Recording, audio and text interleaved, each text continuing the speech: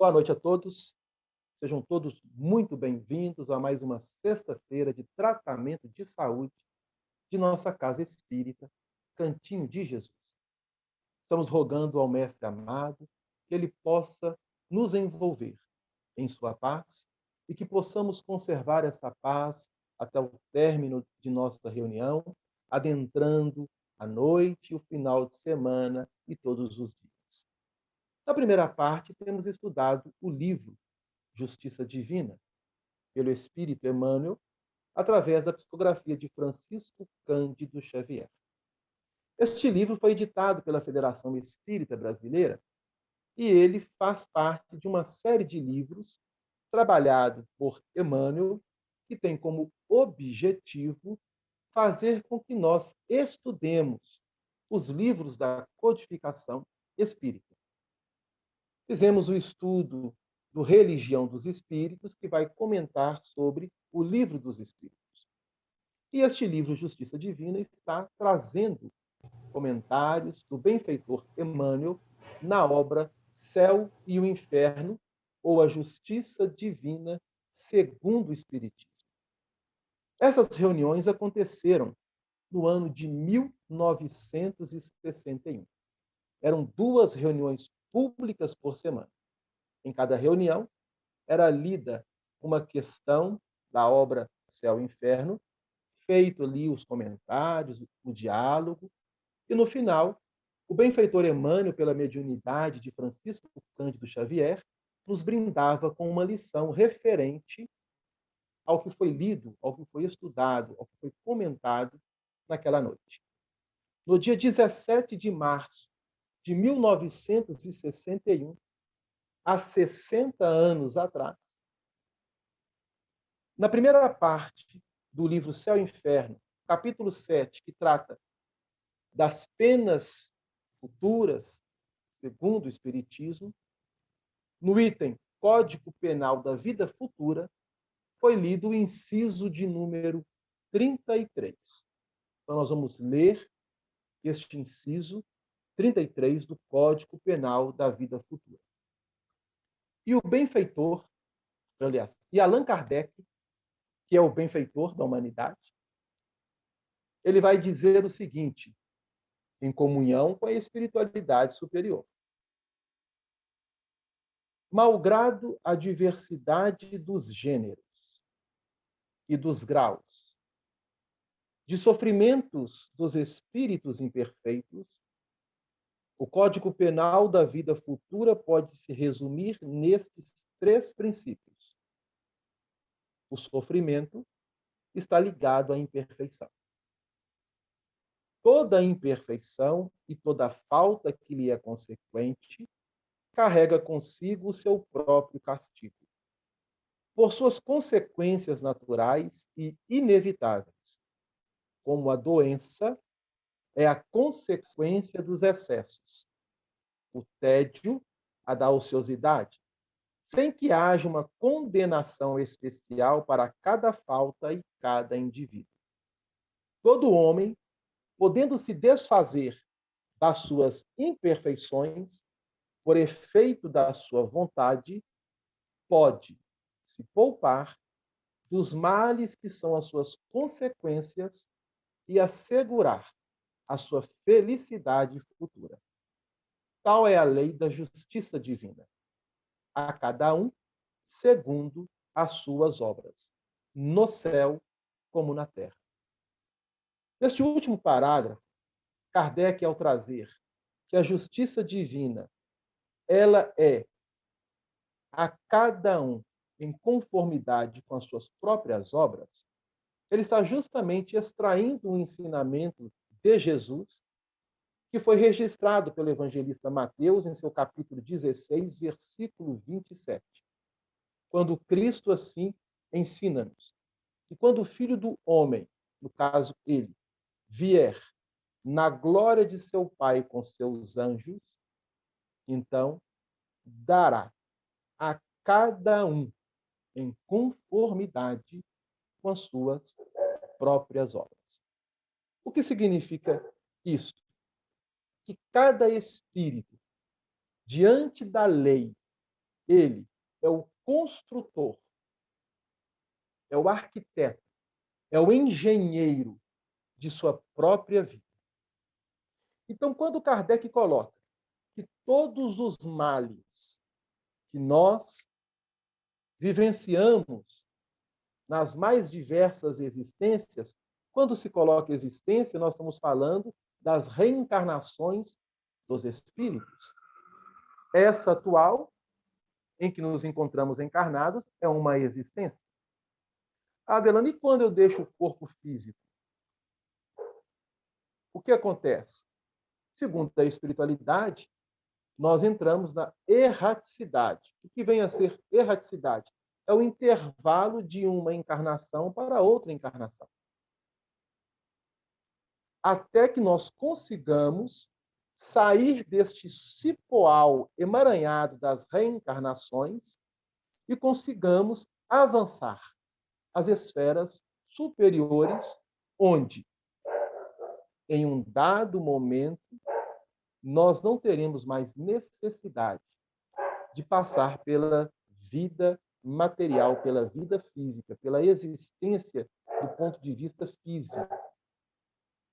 Porque atingiremos uma condição onde o nosso espírito vai abranger novos horizontes dentro do seu processo evolutivo. Mas até chegarmos a essa condição, até conquistarmos esses patamares, necessitamos vivenciar as experiências, tanto no plano físico e nos intervalos de uma reencarnação para outra, em se tratando de um planeta de provas e expiações como é a Terra. Mas a Terra está deixando de ser provas e expiações. Nós estamos nos conscientizando desta realidade. E à medida que estamos avançando na linha do tempo, o mundo de regeneração ele vai chegando a nós cada vez mais. Embora, quando olhamos um panorama geral, superficial da humanidade, parece que está tudo de cabeça para baixo. Está tudo do lado avesso. Ledo engano. Está tudo em conformidade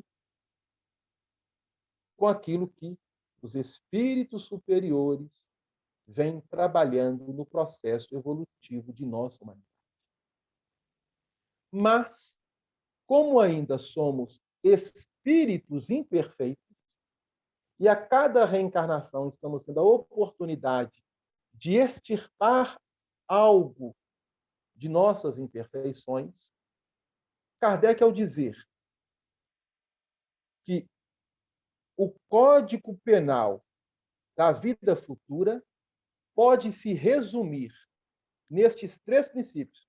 Vejam bem, ele está resumindo todo o Código Penal da vida futura. Esse Código Penal, que está na primeira parte do livro Céu e Inferno, ele tem 33 artigos, ou incisos. Vamos colocar 33 artigos. Desses 33 artigos, ele resume em apenas 3. Quais são eles? Primeiro, imperfeição dos espíritos. Porque a imperfeição dos espíritos, ela vai ligar o espírito ao que nós chamamos na Terra de sofrimento. A dor e o sofrimento existe na Terra porque ainda somos espíritos imperfeitos. É o primeiro ponto, colocado por Allan Kardec. Segundo, toda imperfeição e toda falta que lhe é consequente carrega consigo o seu próprio castigo ou punição. Então, o segundo ponto é, se há imperfeição, terá o sofrimento, terá a dor. O segundo ponto, então, é a falta. É a falta cometida pelo espírito diante das suas próprias imperfeições. E essa falta, para a nossa visão humana, nós entendemos como um processo de correção, aliás, de punição ou de castigo. Essa é a ideia que a humanidade tem. Que Deus castiga, que Deus pune, que quando você comete alguma infração, você terá que ser punido. Sabemos disso. Dentro das próprias leis humanas, quando você comete um crime, um delito, você tem que ser punido conforme a legislação apropriada a cada país, a cada cultura. É lei. Mas dentro da lei divina, não existe nenhuma falta que não vai trazer consequências. Então, tudo aquilo que nós pensamos, idealizamos, realizamos, traz consequências, que podem ser positivas ou negativas. Como somos espíritos ainda imperfeitos, a grande soma dessas consequências tem sido o lado negativo. O objetivo agora é não estarmos buscando um castigo ou uma punição pela falta cometida, mas pela doutrina espírita, nós estamos utilizando a palavra correção. Deus nos corrige. E o processo da correção vai nos facultar a educação de nossos espíritos. Educação moral, educação espiritual. Não é um processo simples. É um processo longo. E, às vezes, avança de reencarnação para reencarnações. Temos, hoje, aprendendo esta realidade. Estamos aprendendo esta realidade. E o terceiro ponto, que vai resumir todo o processo aqui trabalhado por Kardec do Código Penal da Vida Futura, é uma palavrinha que nós precisamos colocá-la de uma forma mais efetiva em todas as nossas ações essas que necessitam ser positivas. Qual é? Vontade. Então, nós temos 3 pontos essenciais que resumem todo o Código Penal da Vida Futura. A imperfeição, que leva à falta. A falta, teremos o processo de correção. E para avançarmos e vencermos as nossas mazelas, precisamos nos aliarmos à vontade. À vontade de querer, de buscar essa mudança, essa transformação, essa renovação. Se não houver vontade, complica. E muito. Porque, conforme ensina-nos os Espíritos, Deus nos ajuda desde que nós nos coloquemos receptivos a essa ajuda. Vontade. É a alavanca que impulsiona o espírito nos passos do seu progresso. Então, Kardec vai nos trazer isso aqui, neste artigo ou inciso de número 33. Lembrando que cada espírito, cada individualidade, ela recebe da vida aquilo que ela doa para a vida. Não tem como fugir desta lei. A lei é de ação e reação, causa e efeito. Diante disso, Emmanuel, então, ele vai nos propor, dentro do capítulo 17 da obra Justiça Divina, o título Exames. Olha que título interessante. Exames. O que vem a ser exames? Provas. Imagine um aluno que estuda durante todo o ano e no final do ano ele terá que fazer uma prova, um exame, para saber se ele será aprovado ou reprovado. A cada reencarnação, nós temos este processo. Nós estamos trabalhando uma prova, em alguns casos, expiações, que é um exame. É o exame para o espírito. Aí o Emmanuel diz assim: a dor. é agente de fixação, expondo-nos à verdadeira fisionomia moral. Então, vejam bem, dor e sofrimento. Nós andamos de lado a lado, de mãos dadas, podemos assim dizer, com a dor e o sofrimento. Tanto a dor física quanto a dor moral.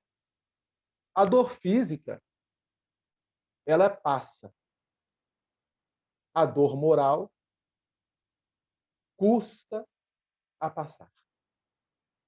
Porque a dor física, dependendo da situação, quando o espírito sofre o desencarne, essa dor ela pode passar.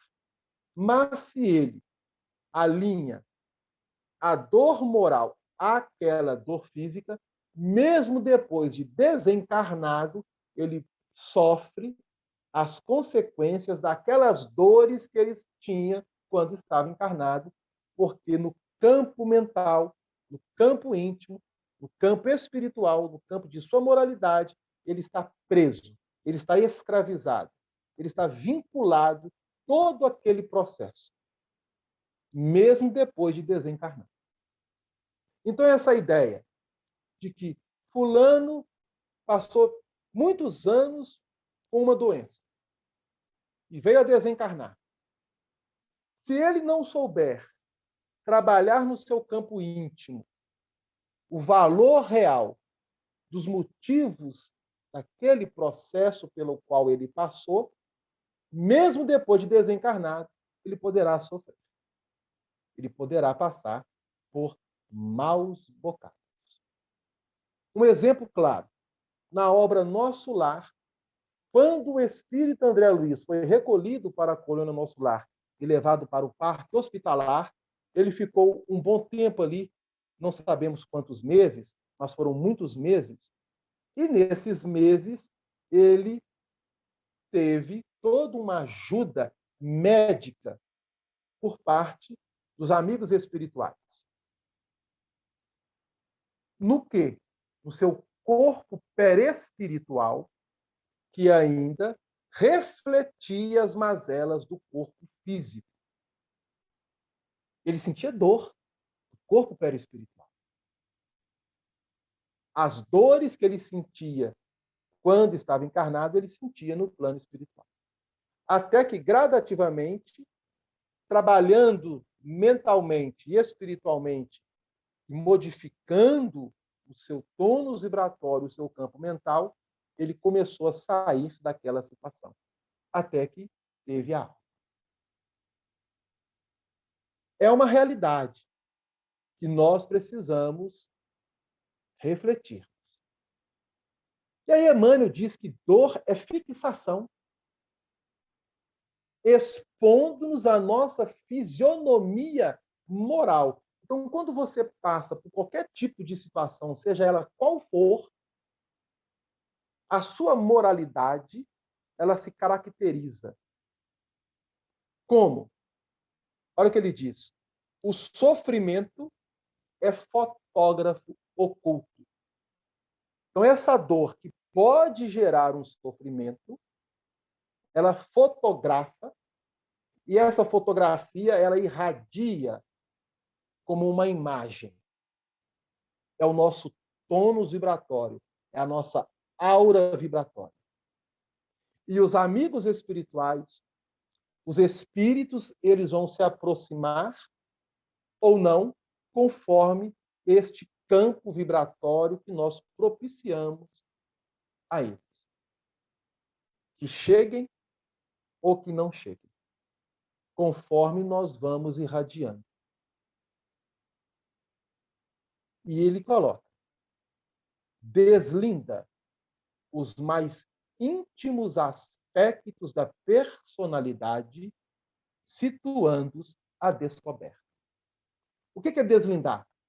Ele é como se você tivesse uma ferramenta que vai escavar terra adentro, ou um bisturi que um médico utiliza para abrir o corpo e penetrar dentro dos órgãos para verificar como se encontra ali por dentro. o organismo da pessoa. Então, o sofrimento é gerado pela dor. Dor é causa. Sofrimento é o efeito. Lembrando que a dor como causa, ela também será efeito da causa que é a imperfeição do espírito. O espírito que é imperfeito não souber trabalhar em si os valores morais, ele gera dor. Essa dor, ele pode trabalhá-la com ele, sem gerar sofrimento. Não é tão simples. Para nós encarnados, na faixa evolutiva que nos encontramos, a dor ela está como que aliada ao sofrimento. Mas nós podemos sentir dor sem sofrer. Basta que queiramos. Aí vai entrar a vontade do espírito, que não é tão simples. Porque falar é fácil. Agora, viver a experiência que é o complicador. E cada espírito sabe de si. Então, pode ser que alguém passe pelo mesmo processo de dor que eu tenha. Só que a forma como nós vamos avaliar essa dor será diferente, porque somos individualidades. Aclara os menores impulsos do coração, deixando-os à mostra. Em razão disso, cada problema que te procura é semelhante ao trabalho de análise dirigida, como que a radiografar-te certas zonas do ser, de modo a verificar-lhes o equilíbrio. Cada provação pode ser comparada a um banho de substâncias químicas, testando-te ideias e sentimentos para definires a sanidade. Eu vou repetir. Cada provação, o exame, a prova, pode ser comparada a um banho de substâncias químicas, testando-te o quê? Ideias, sentimentos. E, ao testar ideias e sentimentos, te define a sua sanidade. O que significa isso? A sua consciência moral e espiritual. A sua sanidade mental. A vida, expressando a sabedoria divina, observa cada um de nós diariamente, examinando-nos o possível valor a fim de valorizarmos. Então, o que ele está colocando aqui? Emmanuel utiliza a palavra vida e existência. Quando ele coloca existência, ele está falando da vida do espírito no processo que ele esteja encarnado ou não. Quando ele coloca vida, ele está falando-nos da vida do espírito, de toda a soma de suas existências. Porque vida quem tem é espírito. Corpo não tem vida, corpo tem vitalidade. Somos espírito. Passando por uma experiência no corpo físico. Então, a vida, que é do espírito, somando todas as suas existências, vai expressar dentro da sabedoria divina, porque essa sabedoria divina está nos observando, cada um de nós, agora vejam bem, diariamente, examinando-nos o possível valor a fim de valorizarmos. E aí ele coloca: cultura nobre granjeia tarefas enobrecidas. Virtude alcança merecimento. Quem aprende pode ensinar. Quem semeia o melhor adquire o melhor. Quem ajuda sem recompensa colhe apoio espontâneo. Em todas as borrascas e provações, adversidades e sombras, permanece fiel ao bem, no serviço incansável, para que o bem te revele por meio dos outros. Não consultes a palavra, ele coloca entre aspas, impossível, no dicionário da experiência. todos temos. Aí vai utilizar justamente aquele princípio que Kardec coloca no artigo 33. Todos temos a vontade. A vontade por alavanca de luz. E toda criatura, sem exceção, demonstrará a quantidade e o teor da luz que entesoura em si própria, toda vez que chamada a exame na hora da crise. Todas as vezes que somos chamados a qualquer tipo de exame que significa provação, nós vamos, então, irradiar a nossa luz ou não. Então, a espiritualidade está nos convidando a fazermos essas reflexões, principalmente nos dias atuais, dentro deste contexto que estamos vivenciando na humanidade, com referência à pandemia e tantas outras coisas que têm chegado. Que nós possamos nos fortalecermos com as luzes que a doutrina espírita nos oferece, arregimentando em nossas almas esses valores e nos unirmos em prol do bem, levando essa bandeira de fraternidade, de paz e de amor, não somente aos nossos corações, mas a todos aqueles com quem nós nos relacionamos. Este é o convite. Mas nós vamos fechar essa primeira parte, agradecendo a espiritualidade, a Jesus, pelo muito que temos recebido, e passando agora para o Telmo, que dará continuidade com a obra Renovando Atitudes, onde Hamed vai trazer-nos, poderíamos colocar assim entre parênteses, uma palavrinha muito importante nesse processo da dor, do sofrimento, da vontade, das correções. Mas o Telmo que vai falar. Seja muito bem-vindo, Telmo. É com você, meu amigo. Esteja em paz, uma boa noite, que Jesus te abençoe. Obrigado, Delano. Obrigado, amigos. Boa noite a todos. Pois é, Delano, nós vamos complementar aí, falando do Hamed, instigando a gente a termos uma caminhada mais assertiva. Mas antes da gente entrar propriamente dita na lição, vamos renovar o nosso agradecimento ao nosso Pai de amor e bondade, né?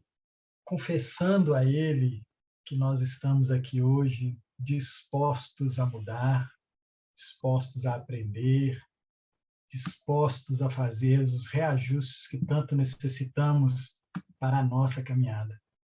Como diz bem lá na questão 132 de O Livro dos Espíritos, que a gente possa assumir a nossa parte na obra da criação. O Pai aguarda por nós, ansiosos para a nossa caminhada de muita luz. Agradecer também, né, a equipe espiritual do Cantinho, sensacional, nos acompanha aí dia a dia, ombro a ombro, lado a lado. Nós estamos aqui com o Renovando Atitudes, com a psicografia do Francisco do Espírito Santo Neto, ditado pelo Hamed. E nós estamos agora no capítulo 5, intitulado Aprendendo a Perdoar. Era essa palavrinha, né, Delano? Perdão, perdoar. Né? E o Hamed vai nos dar aqui um processo para nos ajudar, né, a fazer isso. E ele sempre busca, no Evangelho segundo o Espiritismo, um trechinho para começar a lição.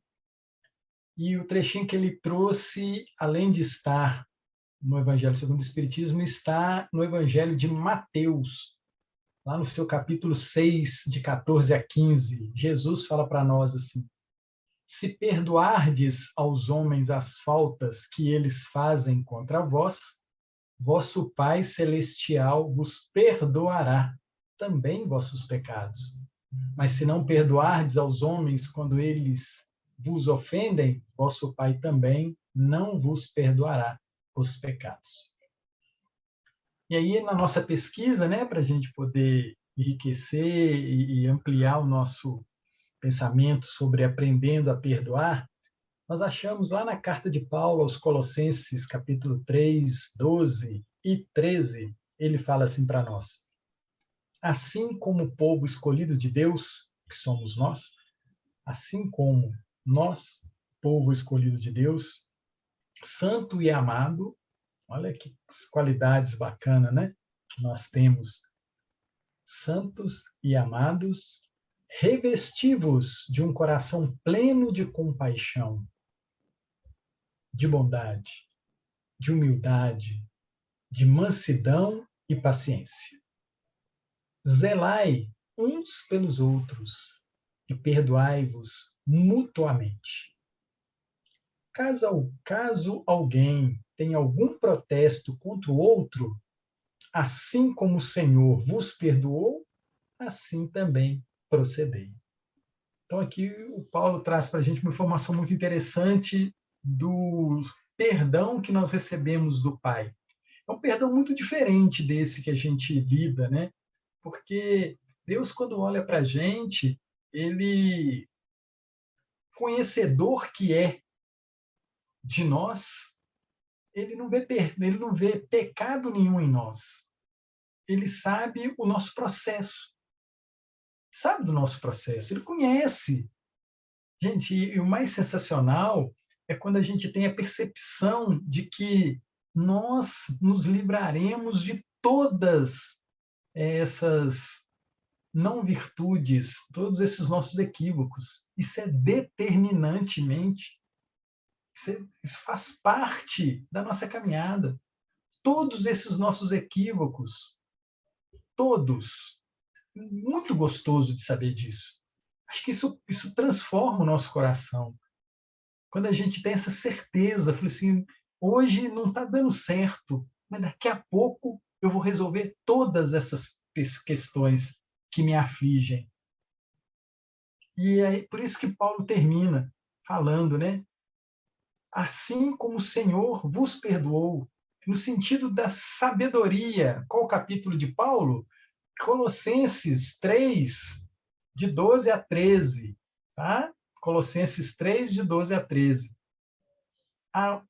Assim como o Senhor vos perdoou, ou seja, na construção do universo, na sabedoria plena desse Pai, inteligência suprema, não tem forma da gente não chegar no fim da caminhada sem nos tornarmos santos perfectíveis. Isso é muito gostoso de saber. Então a gente olha para um lado, olha para o outro, né? Ainda não conseguimos ver a beleza em tudo. A gente ainda não consegue ver a beleza em tudo. E hoje eu estava olhando uma rosa, botão fechado. E como ela já tinha sido cortada, e ela já estava murcha, eu resolvi tirar as pétalas. Gente, que coisa extraordinária! Confesso a vocês que os meus olhos, acho que nunca vi uma coisa tão bem construída, o encaixe de uma pétala na outra. Fantástico! A dobrinha que uma faz, sabe? O encaixe dela no caule, maravilhoso, um trabalho de um arquiteto, de um super ser, que é o Cristo junto com Deus. Sabe? Então, independente das coisas que a gente faça, a rosa vai continuar a dar rosa, na sua beleza, na sua grandeza. As coisas de Deus, independente da nossa mente estar equivocada, dos nossos atos estarem equivocados, as coisas de Deus lindas e maravilhosas vão continuar a acontecer. E nós, à frente, vamos olhar para trás e vamos falar assim, não, que bom que eu venci. Não é que Deus tinha razão? Não é que a lei de Deus é certeira? Olha eu aqui, melhor do que ontem.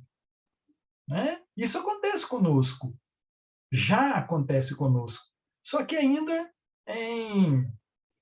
em somas, né? Não em multiplicações. Né? Então, é de pouquinho em pouquinho. 1 mais 1, 2. 2 mais 1, 3. 3 mais 2, 5.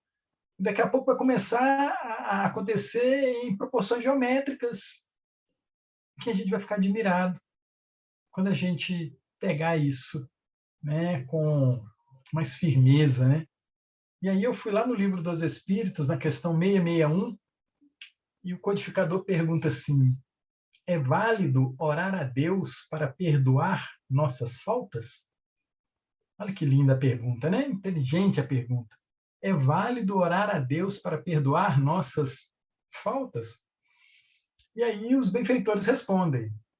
E agora eu estou com a mania de perguntar quem são os benfeitores que respondem, quem são os benfeitores que construíram o Livro dos Espíritos. Né? Eu vou repetir isso algumas vezes, tá? Peço desculpa para quem lembra, mas a gente precisa reforçar isso. As pessoas, os seres, a pleiade de espíritos que respondem às perguntas, que constroem as perguntas, que corrigiram as perguntas, que corrigiram o Livro dos Espíritos, lá no Prolegômenos tem lá o nome deles, de alguns pelo menos. O primeiro é São João Evangelista, depois Santo Agostinho, São Vicente de Paula, São Luís. Né? Entender que são grandes espíritos que estão nos ajudando nesse momento. Sócrates, Platão, o Espírito da Verdade, Fenelon, Franklin, Swedenborg, etc., etc.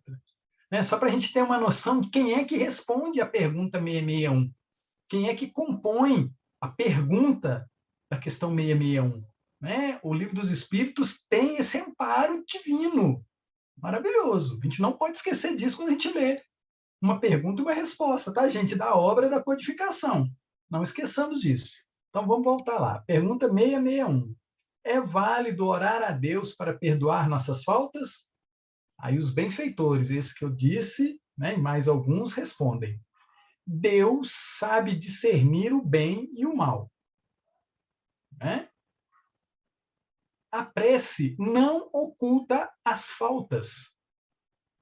A prece não oculta as faltas.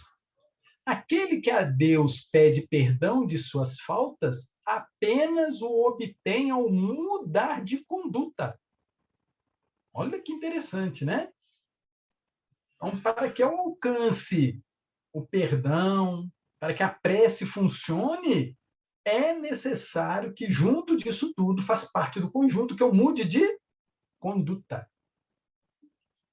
E eles continuam dizendo: as boas ações são as melhores preces. Lembre que Deus sabe discernir o bem e o mal.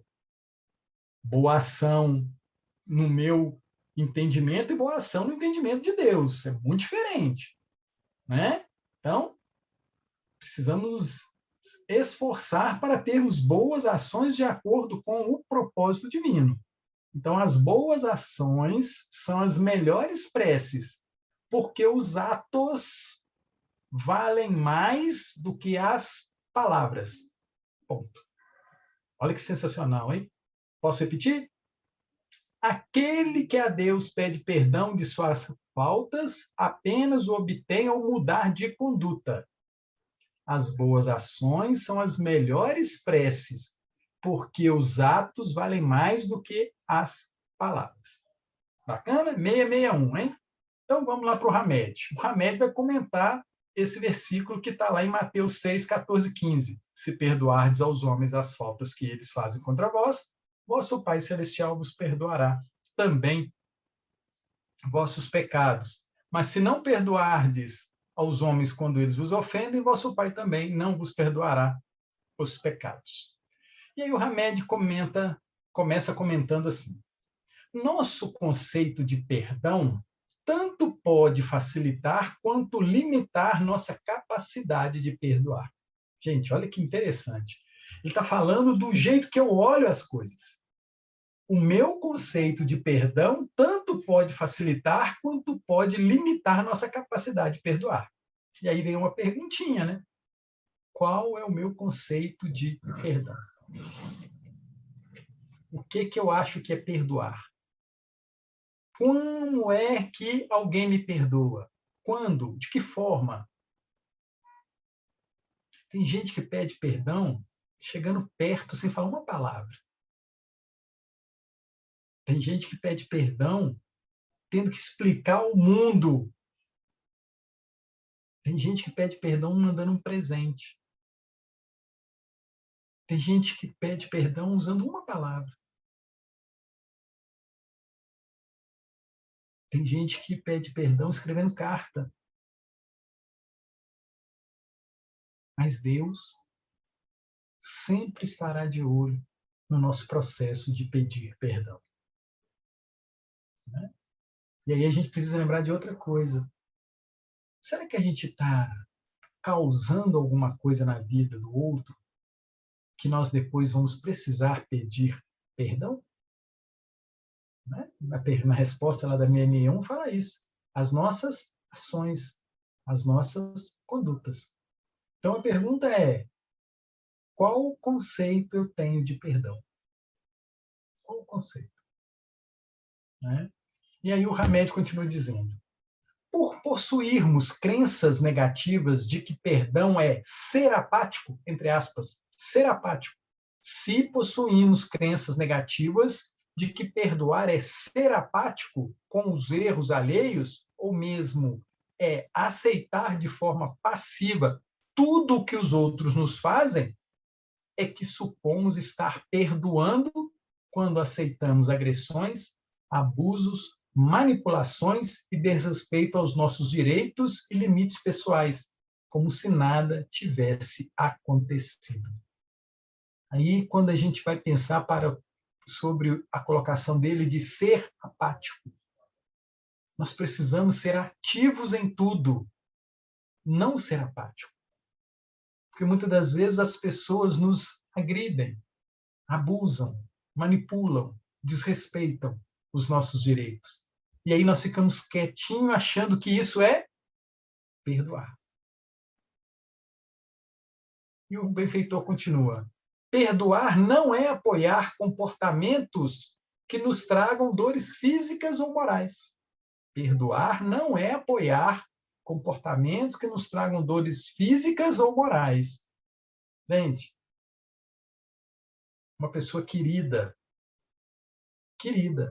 e a gente sempre ficando apático por um jeito que ela nos trata.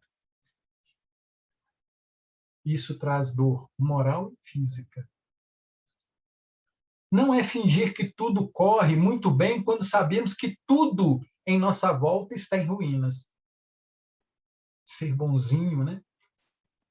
Ser bonzinho, aceitar tudo. E aí você olha para o lado, está tudo em ruína. E você destruído. Muitas vezes até fisicamente e moralmente, mentalmente.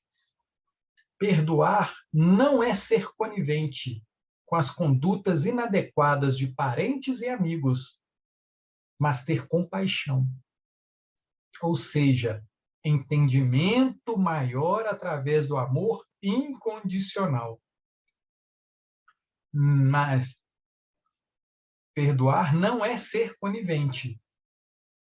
A gente tem que tomar muito cuidado com isso, né? Não ser conivente. Não se deixar levar por ser conveniente. Né? Ser conveniente. Não, eu preciso aguentar isso, eu preciso tolerar isso. Né? A gente precisa ter muita atenção com isso. Ou seja, um entendimento maior através do amor incondicional. Perdoar é um entendimento maior através do amor incondicional. Portanto, diz Hamed, é um modo de viver. Eu preciso ter um entendimento maior através do amor incondicional. Gente, incondicional é sem condição. E ele vai esmiuçar isso aqui mais para frente. Como que a gente faz isso? E ele fala assim: o ser humano, muitas das vezes, confunde o ato de perdoar com a negação dos próprios sentimentos, emoções e anseios, reprimindo mágoas e usando supostamente o perdão como desculpa para fugir da realidade que, se assumida, poderia, como consequência, alterar toda uma vida de relacionamento. confundimos o ato de perdoar com a negação dos nossos próprios sentimentos. E aí a gente precisa saber que sentimento eu tenho, né? Que as emoções que eu tenho, que anseios eu tenho. São morais? Estão conectados com o desejo do espírito imortal? Está conectado com as leis divinas? Né? Não posso confundir o ato de perdoar. Supostamente, ele fala assim, usando supostamente o perdão como desculpa para fugir da realidade, que, se assumida, poderia, como consequência, alterar toda uma vida de relacionamento. Olha que interessante, né? Ele fala da questão de relacionar-se. A gente relaciona com Deus, a gente relaciona com Cristo, a gente relaciona com o nosso anjo da guarda, a gente relaciona conosco, a gente relaciona com a humanidade, a gente relaciona com todo mundo. E dependendo da forma do meu ato de perdoar, eu posso alterar toda uma vida, toda uma existência. Lá no Palavra de Vida, Pensamento e Vida, no capítulo intitulado Tolerância, o Emmanuel fala assim que perdoar é esquecer a sombra buscando a luz. Não é dobrar joelhos ou escalar galerias de superioridade falsa e mentirosa, teatralizando os impulsos do coração, mas sim persistir no trabalho renovador, criando o bem e a harmonia, pelos quais aqueles que não nos entendam de pronto nos observem com diversa interpretação, compreendendo-nos o idioma inarticulado do exemplo. Olha que lindo, né?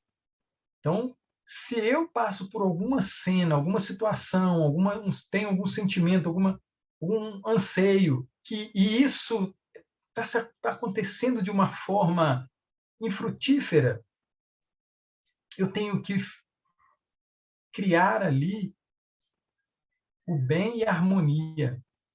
Eu, comigo, a minha postura, a minha forma de conduzir. E isso vai impactar naquelas pessoas que estão comigo. Muitas das vezes é aquele reparo que a gente faz através da nossa mudança de comportamento. E aí ele vai ver que a gente não mais coaduna, compartilha com aquele tipo de ato, de ação. E aí ele vai olhar para o nosso exemplo e vai perceber que tem alguma coisa muito interessante acontecendo.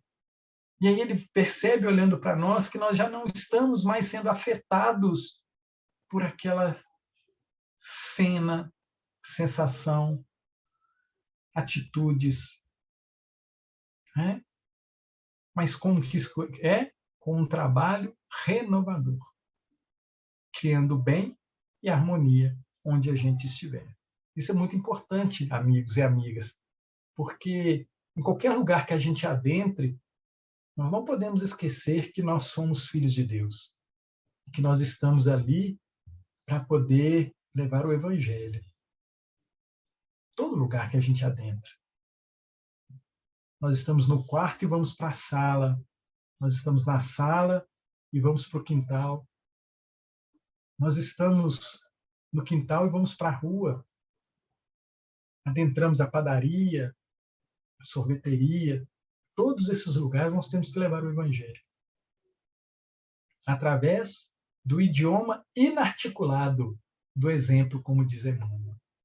Através do idioma inarticulado. Você não precisa falar nada para poder expressar essa parceria com Deus nas suas atitudes. E aí o Hamed continua dizendo para a gente: uma das ferramentas básicas para alcançarmos o perdão real é manter-nos a uma certa distância psíquica da pessoa problema. Uma certa distância psíquica. O mesmo que o Emmanuel fala lá na lição Tolerância, palavra, pensamento e vida. né? Ele fala que aquilo que está acontecendo, aquilo que está se falando, aquilo que está rolando, a gente não participa mais psiquicamente. A gente começa andando junto com a pessoa, no mesmo passo.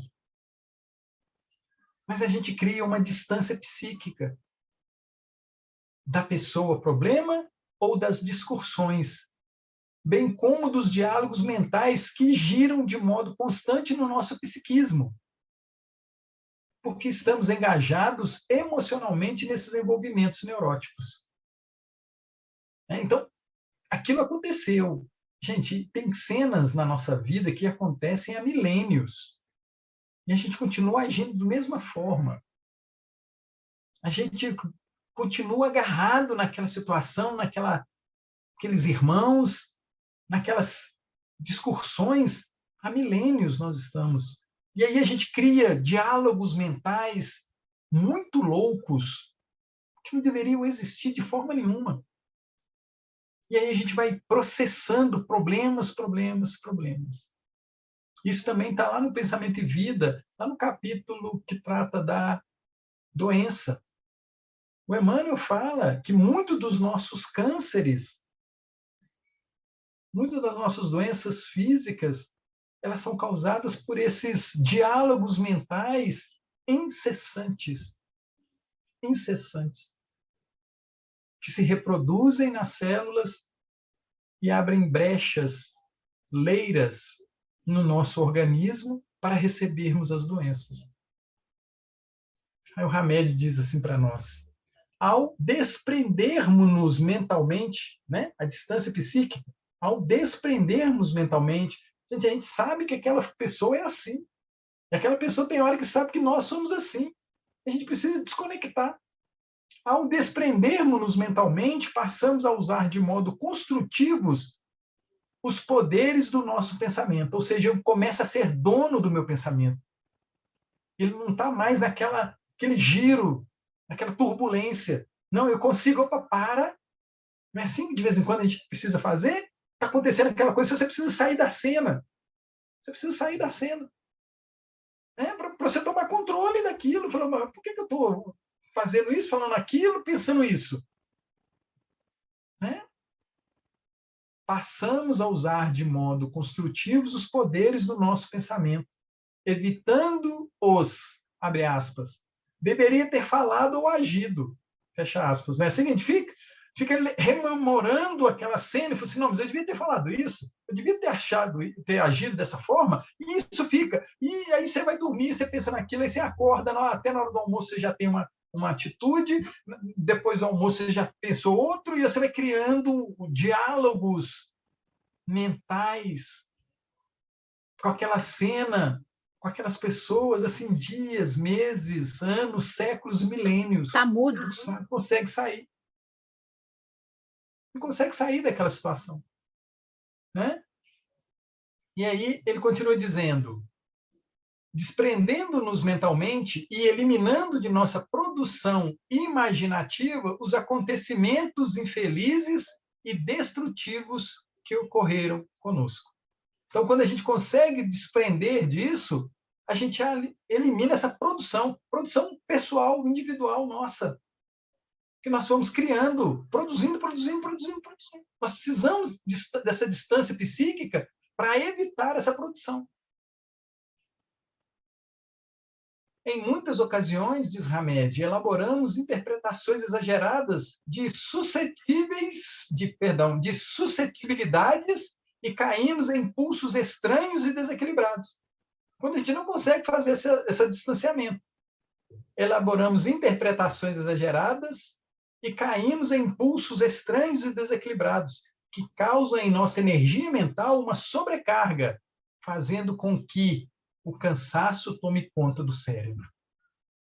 Fiquei o dia inteiro no sofá, fiquei o dia inteiro só arrumando casa, mas chega no final do dia, eu estou assim, destruído. Por quê? Eu fiquei o tempo todo produzindo, ligado naquela coisa não boa que aconteceu.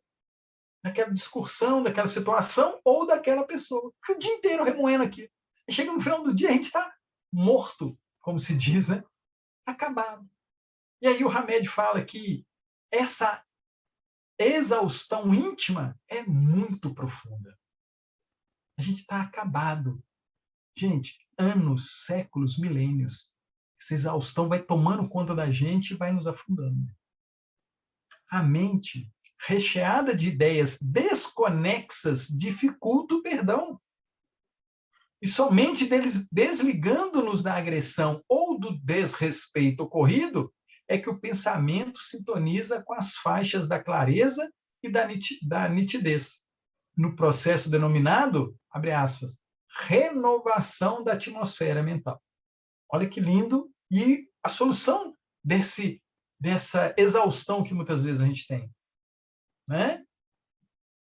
Desligando-nos da agressão ou do desrespeito. É aí que o pensamento começa a se sintonizar, a estar e mudar para outro ambiente, outras faixas da clareza e da nitidez.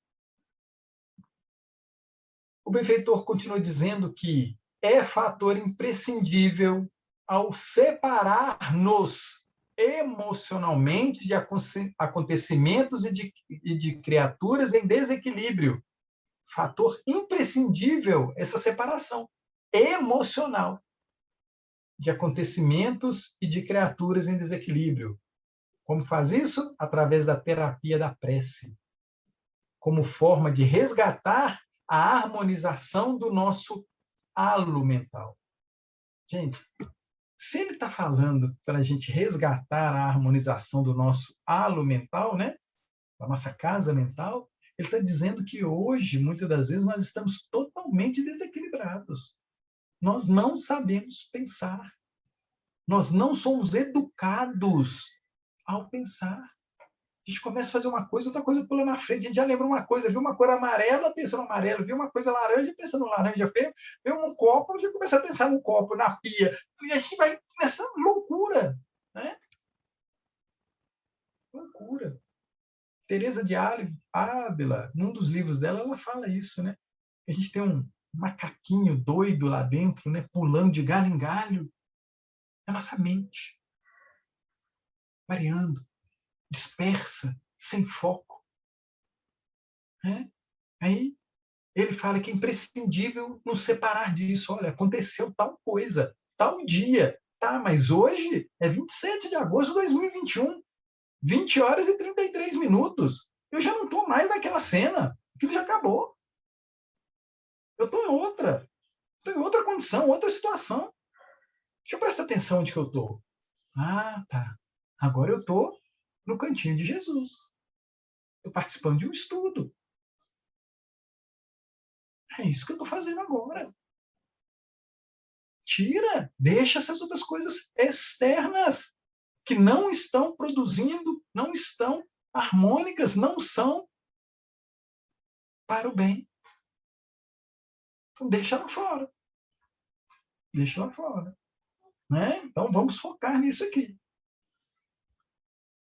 O benfeitor diz que método sempre eficaz restaura-nos os sentimentos de paz e serenidade, propiciando-nos maior facilidade de harmonização interior. Separar-nos, ter foco, prestar atenção onde eu estou, o que eu estou fazendo, é um método sempre eficaz para restaurar os sentimentos de paz e serenidade. E aí vai trazer o quê? Harmonização interior. Vou estar bem. Vou estar tranquilo. Né? E aí, voltando lá ao pensamento e vida, no capítulo Tolerância, Emmanuel fala para a gente que tolerar é refletir o entendimento fraterno, e o perdão será sempre profilaxia segura, ou seja, um medicamento bom, garantindo onde estiver saúde e paz, renovação e segurança. Então, quando a gente, amigos, amigas, nós estamos num planeta de prova e expiação passando para a regeneração. Então, o que a gente precisa ter hoje em dia em muita quantidade? Tolerância. Tolerância. Entendimento fraterno, né? Saúde, paz, renovação e segurança. Principalmente psíquica. Principalmente psíquica. Precisamos tolerar, mas com essa distância psíquica, né? Entender que o outro também está nesse processo de se conhecer, de se educar, né? A gente precisa ter essa percepção do contexto, né? Quem são os amigos que nós estamos caminhando no planeta, encarnados e desencarnados? Eles estão no mesmo barco que a gente, aprendendo as leis divinas, tentando compreender o Evangelho de Jesus. Nós todos. Então, a gente precisa ter muita tolerância com ele, com ela, né? Muita tolerância. E aí o Hamed continua dizendo que a qualidade do pensamento determina a ideação. Ideação, amigos, é ato ou efeito de pensar em muitas coisas. A qualidade do pensamento determina a ideação, construtiva ou negativa. Quais os tipos de pensamentos que eu estou tendo? Qual é a qualidade deles? Isto é, diz Hamed, somos arquitetos de verdadeiros quadros mentais. Gente, nós somos arquitetos da bagunça que está acontecendo na nossa mente. Nós somos esses arquitetos. Querendo ou não querendo, nós produzimos esses quadros, bonitos e não belos. Nós construímos. E muitas das vezes a gente tem um problema sério, porque a gente quer terceirizar essa responsabilidade, mas o quadro está dentro de nós. Ninguém entrou lá dentro e pregou ele na parede, não. Eu fiz isso. A qualidade do pensamento determina a ideação construtiva ou negativa. Isto é, somos arquitetos de verdadeiros quadros mentais que circulam sistematicamente em nossa própria órbita áurica. Está em nós. Nós vamos vendo. Gente, tem hora que a gente chega num lugar, não está acontecendo nada de equivocado, mas a gente já criou uma cena para aquele lugar. Nossa, eu vou chegar lá, vai dar tudo errado. Essa semana aconteceu isso comigo. Eu fui fazer uma tetrachave num bairro, e aí eu perguntei à pessoa, falei, fulano, tem um chaveiro por aqui? Eu falei, tem sim, você vai virar aqui a terceira rua e tudo. Eu falei, eu vou fazer essa chave. Ele falou, olhou? Não, mas tetrachave? Ih, o pessoal é muito ruim de serviço, você não vai ter sorte. Você vai ter que ir em tal lugar assim, assim, assim, assim, assim, assim. Eu falei, pô, mas está tão longe. Eu falei, vou lá, né? O que ele criou na minha mente? Um quadro negativo. Mas mesmo assim, eu falei assim, não, quem sabe lá, a pessoa é boa de serviço, melhorou, né, e tudo. E fui. Né? Chegou lá, a pessoa me atendeu muito bem, fez a cópia quase ficou sensacional, quase ficou sensacional. Aí está funcionando, resolveu o meu problema. Então, a gente tem que ter muito cuidado com o que a gente absorve, né? Dos comentários. É o que o Hamed pede, para a gente ter uma distância psíquica, né? A pessoa sugere que aquilo não é bom. Aí a gente, com todo esse conhecimento evangélico, espírita, conhecendo a Deus, a gente precisa olhar para aquela cena e falar assim, está tudo errado, mas ainda está certo. Não, está tudo, não tem nada no seu devido lugar, mas está certo. Por causa das pessoas que estão envolvidas. Está certo. Gente, isso é muito difícil, né? Muito difícil a gente criar essa distância psíquica e acreditar no bem e no bom. Porque se a gente para de acreditar nisso, a gente para de acreditar em Deus. Se a gente acha que tem alguma coisa fora de padrão, a gente começa a desacreditar em Deus. E a gente começa a ter problemas psíquicos gravíssimos. Porque Deus é a razão de tudo. Lembra que no início eu falei que todos nós vamos chegar à condição crística de perfectibilidade, de santificação, de purificação? Todos chegaremos. Então, quando a gente olhar uma cena desse jeito, a gente precisa se lembrar desse recurso para que a gente crie uma harmonização interior. Mesmo tudo à nossa volta estando em condições muito complicadas. E aí ele continua dizendo, né? Por nossa capacidade de gerar imagens ser fenomenal, olha o que ele está dizendo. Está falando que a gente cria tantos quadros mentais fenomenais, criamos e acreditamos, temos certeza que é assim, né? É só assim que eu vou conseguir. Né? E isso é muito interessante, que a gente estava fazendo um estudo na segunda-feira, aí um companheiro virou e falou assim, não, mas você tem que escolher, ou você vai para um lado ou vai para o outro. Eu falei, não, eu não tenho. Ele falou, não, mas tem, ué. Eu falei, não, mas tem outras opções. Gente, sempre tem outras opções. Sempre tem. Preto, branco, verde, amarelo, azul, sempre tem mais opções. Nós é que criamos fenomenalmente 2 pontos só. Não, tem muitos pontos, muitas considerações.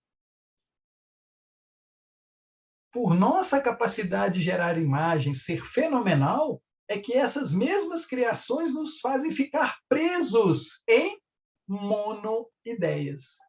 Vocês já escutaram esse termo? Monoideias.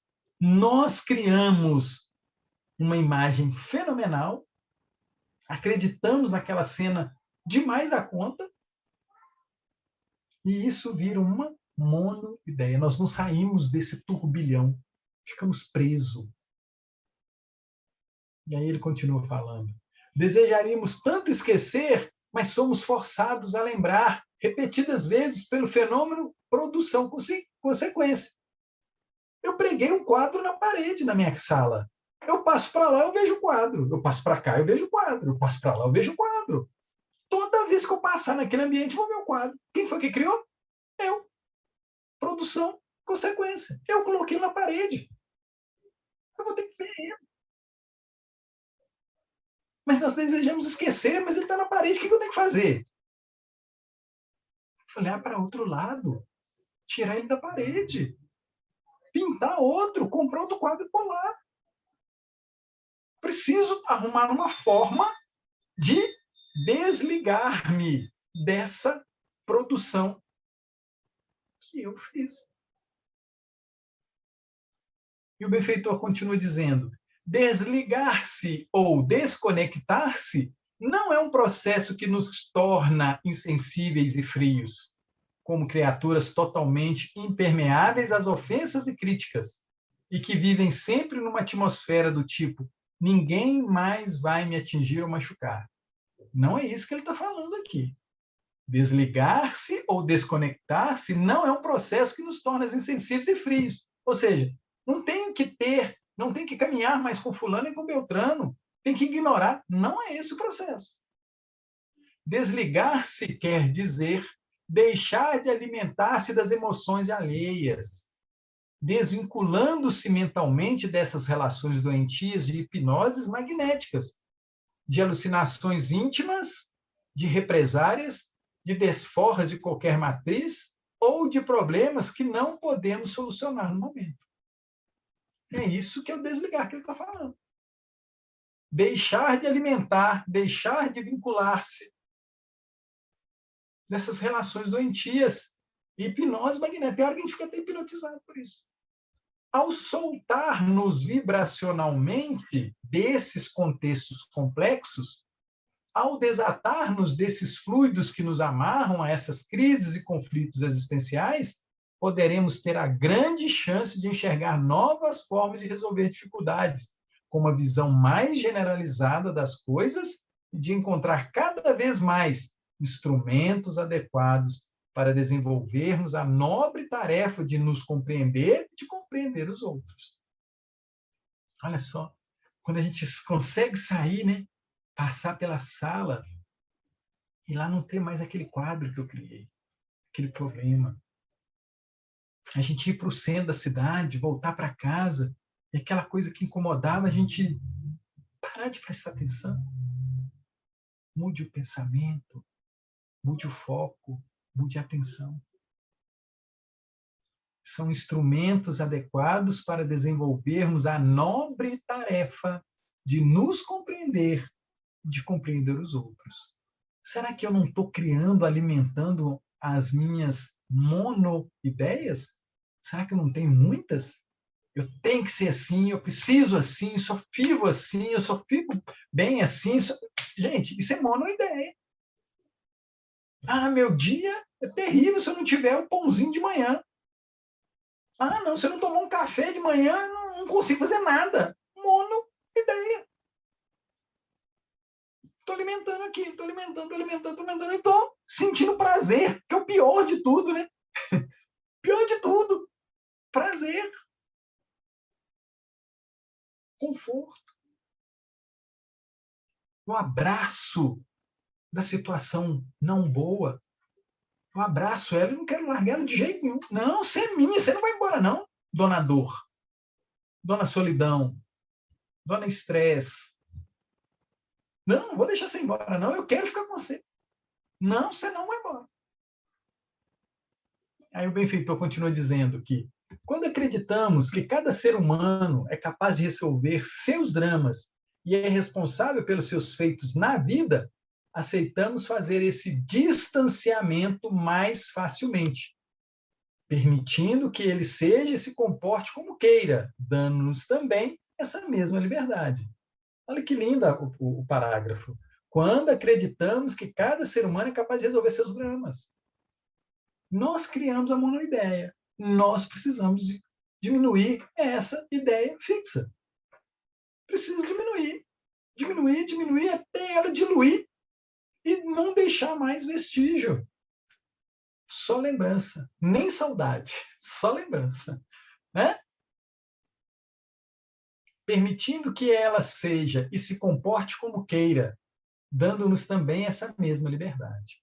Gente, é libertador quando você para de ter a fixação em alguma coisa. É libertador. Libertador. Ainda mais se aquela coisa não te faz bem, te dói, te traz más impressões, lembranças não produtivas. Aí a gente precisa criar esse distanciamento. Viver impondo certa distância psicológica às pessoas e às coisas problemáticas, sejam entes queridos difíceis, seja companheiros complicados, não significa que deixamos de nos importar com eles. Olha como isso é muito importante, hein?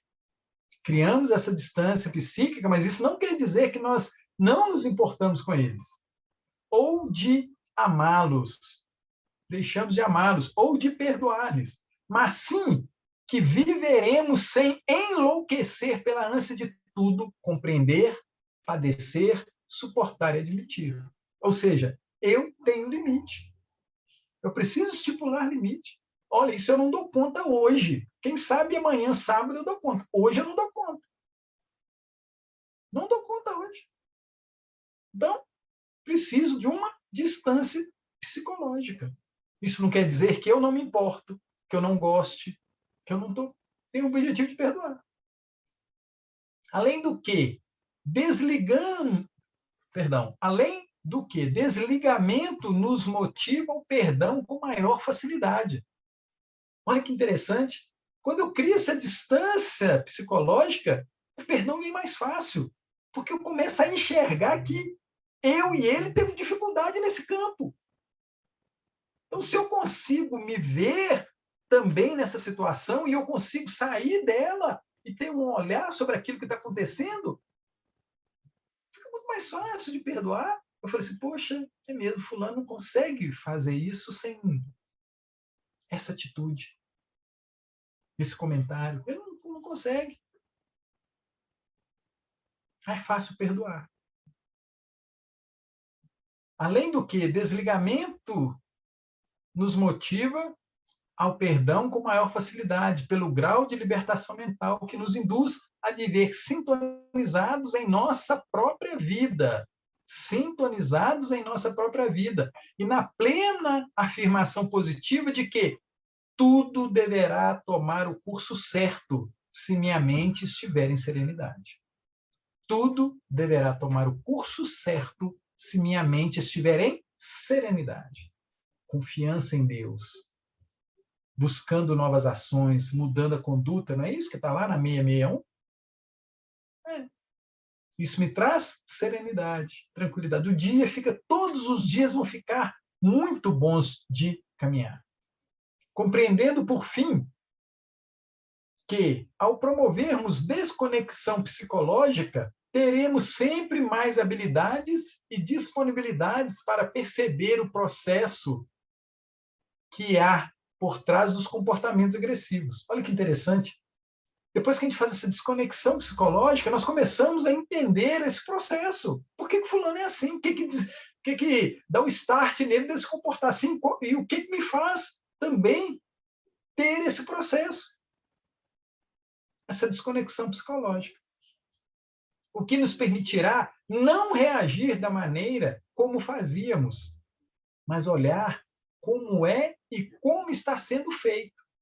Nosso modo de nos relacionar com os outros, como é e como está sendo feito o nosso modo de relacionar com o outro. Isso, diz Hamed, nos leva, consequentemente, a entender a dinâmica do perdão. Olha que lindo. Então, eu saio daquela situação, eu paro de repetir aquilo, e aí as pessoas que estão envolvidas naquilo, a gente entendendo todo esse processo, não vai ficar muito mais fácil eu ver para você, fulano, desculpa, eu não sabia que eu causava isso em você. Fulano, eu vou te perdoar porque você não sabe o que você causa em mim.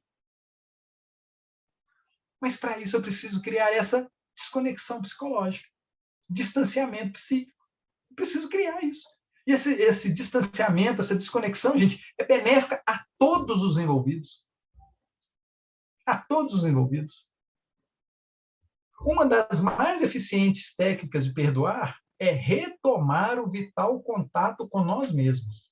Aí a gente lembra lá do Santo Agostinho, na 919. Conhece a ti mesmo.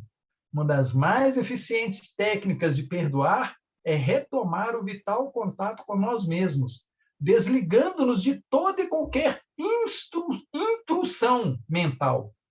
Intrusão mental, que a gente está criando lá dentro, que a gente está fazendo crescer lá dentro. Para logo em seguida buscar uma real empatia com as pessoas. Vai diminuindo, vai diluindo, e aí eu consigo ter uma empatia real com as pessoas, ou seja, eu me conheço, eu sei das minhas dificuldades, eu não posso isso, eu não posso aquilo. Aquilo é muito tentador para mim, então eu não posso fazer uso, nem chegar nem perto. Buscando, assim, uma real empatia com as pessoas, entendendo também que o outro também pode ter os seus gatilhos lá. Deixamos de ser vítimas de forças fora de nosso controle para transformar-nos em pessoas que criam sua própria realidade de vida, baseadas não nas críticas e ofensas do mundo, mas na sua percepção da verdade e na vontade própria. Aí a gente lembra de uma fala de Jesus que está lá no Evangelho de João 8,32, conhecereis a verdade, e a verdade vos libertará. Não é isso que o Hamed está tentando dizer para a gente? Conhece-te, conhece o outro, conhece a cena que você está vivendo, conhece as suas monoideias, conhece o seu pensamento. Se conheça. E essa percepção da verdade fará com que a gente viva com muito mais harmonia e com muito mais sucesso. E aí, gente, o processo de pedir perdão, de não causar mais desconforto ao outro, fica de uma forma grandiosa. Lá no Evangelho segundo o Espiritismo, capítulo 10, né, capítulo 10 é bem-aventurados os misericordiosos, pois eles próprios alcançarão misericórdia. O codificador fala para a gente assim, com que direito pedirá o perdão das suas próprias faltas se ele próprio, se nós próprios não perdoamos as dos outros? Como é que a gente pode exigir perdão do outro se a gente não faz isso? com os outros? Com que direito? Quando diz para perdoarmos ao nosso irmão, não 7 vezes, mas 70 vezes 7, Jesus nos ensina que a misericórdia não deve ter limites. Gente, perdoar o outro não tem limite. Não tem limite. Entender o outro não tem limite. E é isso que Deus, Jesus, faz conosco. Eles não pensam no não bom, sempre conectados com o bom. O Telmo daqui a pouco vai pegar no tranco. Tenho certeza disso. Não, ele vai fazer esse miudinho mais 2 milênios, o estudo no cantinho, 2 milênios. E você vai ver como é que esse menino vai melhorar. Misericórdia, investimento, mudança de conduta. Né? É assim que funciona. No mesmo capítulo 10 do Evangelho segundo o Espiritismo, fala para nós assim: então Jesus, levantando-se de novo, lhe disse: mulher, onde estão os vossos acusadores? Ninguém vos condenou? Ela lhe disse: não, Senhor. Jesus lhe respondeu: eu também não vos condenarei. Ide, e no futuro não pequeis mais. João 8, de 3 a 11. A mulher adúltera, que a gente não tem certeza se ela foi mesmo, né?